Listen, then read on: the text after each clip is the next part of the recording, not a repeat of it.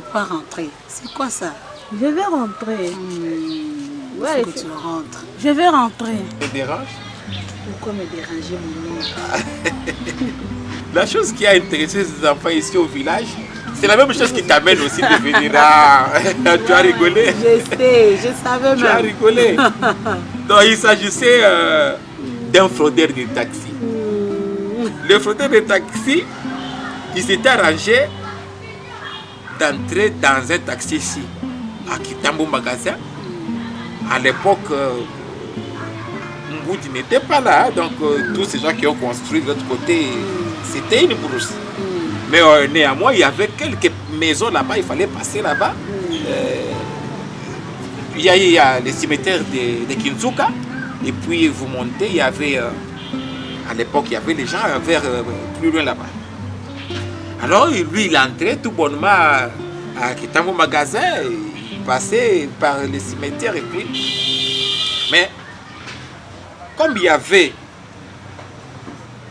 le raccourci, pendant la journée, il y avait les gens qui passaient par le cimetière et puis ils arrivaient directement dans le quartier. Mais là, lui, il en profitait juste la nuit. Quand il prend le taxi à Kitambo Magasin, quand il vient, il passe vers Pompage, il monte encore plus là-bas. Quand ils arrivent vers le cimetière à Kinzuka, la nuit déjà, lui va demander à ses chauffeurs, là, bon voilà, qui descend, donc je descends. Le chauffeur qui voit à plein cimetière comme ça, quelqu'un qui demande de descendre. Vraiment. Quand il descend, il ne paie pas son taxi. Il entre directement dans le cimetière. Et il s'arrangeait de porter toujours des habits blancs, tout blanc. Quelqu'un qui sort de ta voiture et il entre dans le cimetière, tu vas lui demander le taxi, tu vas le poursuivre là-bas ou quoi? Demander pour l'argent. Et L'argent de transport. Les gens de transport. Et quand le chauffeur dit, Wapimbongo, tu n'as pas payé le taxi, il dit, bon, viens prendre. Et directement, le chauffeur s'est précipité pour quitter, pour vider les lieux. Oh, alors, quelle histoire. Il s'est fait que tu peux faire tes bêtises, mais il y aura une fois que tu seras vraiment cuit. On va te prendre comme ça, mais dans les sacs.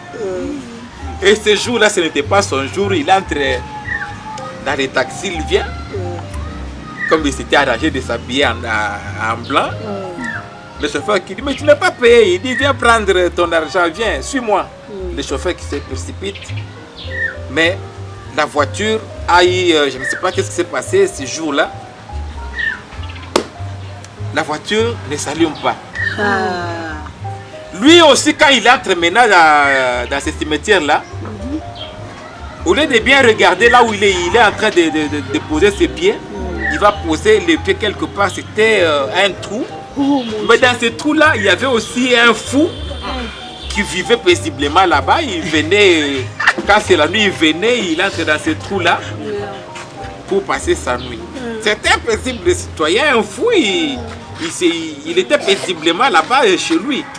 Mais cette nuit-là, quand le monsieur pose seulement le pied, et c'était dans ce trou-là, il tombe.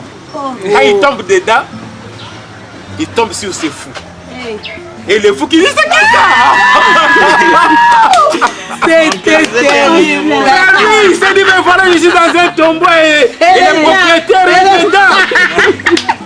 Je te dis, le fou est sorti en courant, le monsieur est sorti aussi en courant. Mais il s'est dit, pour me sauver, je dois rejoindre les gens qui sont à la voiture. Et ils peuvent me sauver. Et les gens qui étaient à la voiture, ils ont vu que maintenant c'était deux personnes qui venaient. Ils disaient, bon voilà, nous allons faire des fantômes. Ils se sont enfouis. Et les personnes disent, non, je dois suivre les gens qui sont en train de fuir parce que ce sont les vivants. Celui qui me suit, c'est un fantôme. Et je vous dis, cette nuit-là, et les chauffeurs, et les messieurs qui se faisaient passer pour un cadavre, donc je te dis, c'était terrible. C'était terrible. Donc, voilà, le fraudeur là, c'était pour sa dernière fois de frauder. Il n'a pas encore fraudé. Pas même